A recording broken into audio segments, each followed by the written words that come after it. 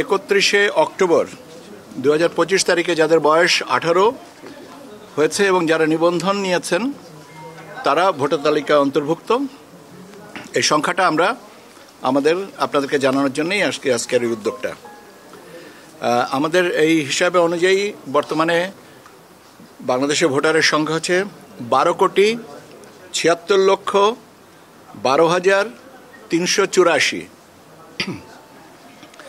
এর মধ্যে পুরুষ ভোটারের সংখ্যা হচ্ছে 6,47,60,382, 6,47,60,382। আর মহিলা ভোটারের সংখ্যা হচ্ছে 6,28,50,772, 6,28,50,772। আর মানে তৃতীয় লিঙ্গ যেটা আমরা বলি হিজড়া, ওনাদের সংখ্যা হচ্ছে 1,230। পুরুষ এবং মহিলা ভোটারের এখন সংখ্যাগত পার্থক্য হচ্ছে পুরুষের ভোটারের সংখ্যা বেশি, 19,09,610 জনা, 19,09,610 জনা পুরুষ ভোটার আমাদের তালিকায় বেশি।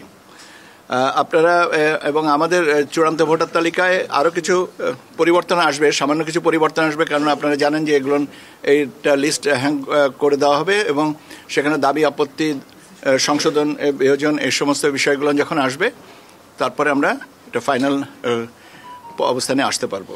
তো এই হচ্ছে আমার প্রাথমিকভাবে আপনাদের সাথে কথা বলার ছিল। এখন এই পর্যায়ে মানে আমরা যে 1 সেপ্টেম্বর থেকে আমরা 31 অক্টোবর পর্যন্ত এটা বেড়েছে 13,04,880 জন, 13,04,880 জন এই সংখ্যাটা বেড়েছে ভোটার তালিকায়। যে 31শে অক্টোবর পর্যন্ত বর্ধিত করার সুবাদে এটা বেড়েছে আর কি 13,04,880 জন। প্রথম সেপ্টেম্বর 1 সেপ্টেম্বর থেকে 31 অক্টোবর মানে 2 মাসে। এটা এখন ব্যাপার হচ্ছে এই মুহূর্তে আমি আপনাকে আরও পরে বলতে পারবো। তার কারণ হচ্ছে যে কিছু কিছু জায়গায় আমাদের এখনও মাঠ পর্যায়ে কিছু তদন্ত বাকি আছে, সেইগুলোকে সম্পন্ন করে একটা চূড়ান্ত অবস্থানে বলতে পারবো। চূড়ান্ত ভোটার তালিকাটা আমার যতদূর মনে পড়ে 18 নভেম্বর এটা প্রকাশ করা হবে। সম্পর্কিত চূড়ান্ত ভোটার তালিকায় প্রকাশ করব। আপত্তি জানানোর তো এর ভিতরে আমরা এখন তো এটাকে জানিয়ে দিলাম আপনাদের মাধ্যমে। এখন আর তাতে নতুন কোনো কিছু নেই। এখন আপত্তি, দাবি, সংশোধন ইত্যাদি এই আগামী কত তারিখের ভিতরে, 17 তারিখের ভিতরে আমরা যেন 18 বা 19 20 তারিখের ভিতরে, 20 তারিখ বোধ হয় আজকে, আমরা এটাকে 17 তারিখ পর্যন্ত দিবেন, আমরা তারপরে এটা সংশোধন করে নেব। মূলত হচ্ছে দেখা যাচ্ছে যে 13,04,880 জন যেটা নতুন অন্তর্ভুক্ত হয়েছেন, দাবি আপত্তিটা মূলত তাদের ক্ষেত্রেই প্রযোজ্য হবে। কারণ এর আগে তো যেগুলো আমরা সম্পূরক তালিকাগুলো বা যে তালিকাগুলো সংশোধন করে টাঙিয়ে দিয়েছে সেগুলোর উপরে সময় আর কি আপত্তিটা তাদের নিষ্পত্তি হয়ে গেছে। কাজে এখন মূলত হচ্ছে যে 13,04,880 জনের উপরেই আসবে। আমরা তো এটা ব্যাপার হচ্ছে যে মাননীয় উপদেষ্টা পরিষদে এটা মানে নীতিগত অনুমোদনের পরে বাকি কাজটুকু করেন লেজিসলেটিভ ডিভিশন, আইন বিচার ও সংসদ বিষয়ক মন্ত্রণালয়। তারা এই অধ্যাদেশটা জারি করেন। কাজে অধ্যাদেশ জারির বিষয়টা যতক্ষণ না পর্যন্ত হচ্ছে ততক্ষণ পর্যন্ত আমরাও আপনাদের মতন অপেক্ষায় আছি। বিষয়টা হচ্ছে সরকারের কাছে, আইন মন্ত্রণালয়ের কাছে এটা আছে। আইন মন্ত্রণালয়ের উত্তরটা দিতে পারবে, আমাদের কাছে করণীয় কিছু নেই। কারণ আমাদের প্রস্তাব অনুযায়ী আমরা এটা উপদেষ্টা পরিষদে এটা নেওয়া হচ্ছে, সেখানে অনুমোদন হয়ে গেছে। এখন এরপরে যদি কোনো কিছু প্রাসঙ্গিক হয় সে বিষয়ের সাথে এইসির ট্রুলি স্পিকিং কোনো সম্পর্ক নেই। মাত্র 30% টাকায় জমির মালিক হয়ে নতুন বাংলাদেশের গড়ে তোলার স্বপ্ন দেখা বাংলা বসতি।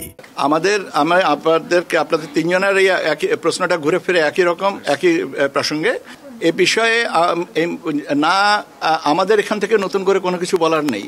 আমাদেরকেও অপেক্ষা করতে হবে আইন মন্ত্রণালয় থেকে। আমরা চূড়ান্ত অবস্থানটা পাওয়ার পরে এই বিষয়ে কথা বলা যাবে। যেটা নতুন রাজনৈতিক দলের নিবন্ধনের বিষয়টা নিষ্পত্তির জন্য পর্যালোচনা আমরা এখনও করছি এবং আমার দৃঢ় বিশ্বাস যে এটা এই সপ্তাহের ভিতরে আমরা দিয়ে দিতে পারবো।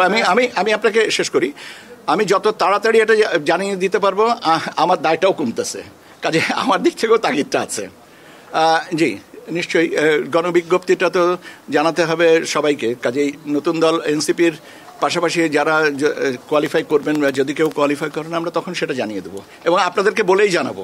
এটা তো আমি বলছি যে ভাই আমার কাছে এখনো পর্যালোচনাটা নিষ্পত্তি করে আসে নাই, একজন মাননীয় কমিশনার এটা পর্যালোচনা করছেন, তার সাথে এটা আমার কাছে যখন আসবে আমি আপনাদেরকে জানিয়ে দেবো, কেননা এটা জানানো আমার নৈতিক কর্তব্য। তখন আমি আপনাদেরকে আরেকটা বিষয়ে আপনাদেরকে বোধহয় একটু বলা প্রয়োজন, যেটা আপনার প্রবাসী ভোটারদের ব্যাপারে। দুটো জিনিস এখানে প্রাসঙ্গিক। একটা হচ্ছে যে প্রবাসী যারা আছেন ভোটার রেজিস্ট্রেশন, আর একটা হচ্ছে যে ভোট দানের জন্য রেজিস্ট্রেশন। মূলত বিষয় হচ্ছে দুটো। একটা হচ্ছে যে একজনকে ভোটার হতে হবে এবং যিনি ভোটার তিনি নিবন্ধনের মাধ্যমে অ্যাপের মাধ্যমে নিবন্ধিত হয়ে তিনি ভোট দিবেন। অ্যাপের মাধ্যমে যে নিবন্ধনের প্রক্রিয়াটা, এই অ্যাপটা এখনও পর্যন্ত লঞ্চ হয়নি, এটা ট্রায়াল ফেজে আছে। আমাদের চেষ্টা যে আগামী 16ই নভেম্বর যেন আমরা এটাকে লঞ্চ করতে পারি। তার মানে 16ই নভেম্বর এবং তার পরবর্তী সময়ে যারা প্রবাসে আছেন, যাদের এনআইডি কার্ড আছে এবং যাদের বয়স 18 বছর এর ঊর্ধ্বে। কেন এটা বলছে যে আমরা 16 বছর এবং তদূর্ধ্ব বয়সের কিছু ছাত্রছাত্রী যারা বিদেশে পড়তে যান তাদের স্টুডেন্ট ফাইল খোলার সুবিধার্থে আমরা তাদেরকে এনআইডি একটা নাম্বার দেওয়া হয়। কাজেই কিন্তু তারা তো ভোটার না, কারণ হচ্ছে আমাদের আইন অনুযায়ী 18 বছর না হলে ভোটার হবেন না। কাজেই আমি যদি বলে ঢালাই ভাবো বলে যে এনআইডি কার্ড থাকলেই তিনি ভোটার, কথাটা অর্ধসত্য। এই কাজে বা এটা সাবজেক্ট টু ভেরিফিকেশন। কাজে 18 বছর এর ঊর্ধ্বে আপনার যারা প্রবাসে আছেন এবং এনআইডি নাম্বার আছে যাদের, তারা প্রবাসী ভোটার হিসেবে আমরা 16ই নভেম্বর যে অ্যাপটা লঞ্চ করব অ্যাপল প্লে স্টোরে বা অ্যাপল স্টোরে, অ্যান্ড্রয়েডের প্লে স্টোরে বা অ্যাপল স্টোরে যেটা লঞ্চ করব, তার মাধ্যমে তারা নিবন্ধন করতে পারবেন। এখন প্রশ্ন হচ্ছে যে নিবন্ধন কোন জায়গা থেকে করতে পারেন? বিশ্বের যে কোনো জায়গা থেকে এটা অ্যাক্সেস করতে পারবেন, কারণ একটা অ্যাপ তো আর কোনো একটা রেস্ট্রিক্টেড এরিয়ার জন্য করবো না, করা হচ্ছে যে সারা বিশ্বের জন্য। কাজেই যারা এই অ্যাপের মাধ্যমে নিবন্ধন করবেন তারা ইনশাল্লাহ আগামী নির্বাচনে ভোট দিতে পারবেন। এখন আপনাদের আরেকটা প্রশ্ন থাকতে পারে, সেটা হচ্ছে যে আমরা এই মুহূর্তে বিদেশে কতগুলো দূতাবাসে এই কার্যক্রম চালু করেছি, তাদের সংখ্যাটা। আমরা এই মুহূর্তে 11টা দূতাবাসে, আই রিপিট 11টা দূতাবাসে 21টা সেন্টারে স্টেশনে 21টা স্টেশনে করছি। যেমন আপনার অস্ট্রেলিয়াতে 2টা, কানাডাতে 2টা, আপনার ইউনাইটেড স্টেটস অফ আমেরিকাতে 4টা, ইউকেতে 3টা, এরকম মিলিয়ে মোট 21টা স্টেশনে আমাদের এই নিবন্ধন প্রক্রিয়া চলছে। নিবন্ধন প্রক্রিয়া রাতারাতি সব দেশে বিদেশে সব জায়গায় করা সম্ভব না, কারণ অনেকগুলো প্রাতিষ্ঠানিক ধারাবাহিকতা এখানে মেনটেন করতে হয়। আমরা ধারাবাহিকভাবে আমরা চেষ্টা করব যে আমাদের যতগুলো দূতাবাস আছে সেগুলো নিয়ে আমরা যেন এটা সম্প্রসারণ করতে পারি। এখানে আরেকটা জিনিস প্রসঙ্গত উল্লেখ করা ভালো, সেটা হচ্ছে যে বিদেশে যারা অবস্থান করছেন বাংলাদেশি, তাদের অনেকেরই এনআইডি আছে। তারা যখন দেশে এসছেন বিভিন্ন কাজে তারা করেছেন, যেমন মেশিন রিডেবল পাসপোর্ট বা পাসপোর্ট নিতে গেলে এনআইডির বাধ্যবাধকতা রয়েছে। কাজে সে বিষয়ে আমাদের একটা অধিক সংখ্যক মানুষের এনআইডি আছে বলেই আমাদের ধারণা। এখন তারা আগামী 16 তারিখে যে অ্যাপটা লঞ্চ করা হবে তার মাধ্যমে তারা নিবন্ধন করবেন এবং আগামী ফেব্রুয়ারিতে অনুষ্ঠেয় নির্বাচনে তারা ভোট দিবেন। অ্যাপটা তো লঞ্চই হয় নাই, একটু অপেক্ষা করেন, আমরা একটু অপেক্ষা করেন। 16 তারিখে লঞ্চ করার পরে এই জিনিসটা আরো একটু অপেক্ষা করেন। আমি রাজনৈতিক কোনো দলের কোনো ব্যাপারে মন্তব্য করি না, এটা অতীতেও বলেছি। আমাকে দয়া করে এই ধরনের কোনো প্রশ্ন করে বিব্রত করবেন না। আমাদের একটু আমরা এই বিষয়টা ভেরি সাবস্ট্যান্টিভ একটা প্রশ্ন, যে নির্বাচনে আমরা মূলত 3টা আমাদের স্টেক হোল্ডারের সাথে এখন আমরা ডায়ালগটা কমপ্লিট করতে পারিনি, যাদের ভিতরে একটা মেজর স্টেক হোল্ডার হচ্ছে রাজনৈতিক দলগুলো। রাজনৈতিক দলের সাথে আমরা অর্ডিন্যান্সটা, যেটা আরপিও সংশোধনের এবং আচরণ বিধিমালার, রাজনৈতিক দল এবং প্রার্থীদের আচরণ বিধিমালার এই গেজেটটা না পাওয়া গেলে আসলে অর্থবহ আলোচনাটা করা সম্ভব হবে না। তো সেই জন্যই অপেক্ষায় আছি, এটা পেলেই আমরা এই কাজটা শুরু করে দেবো।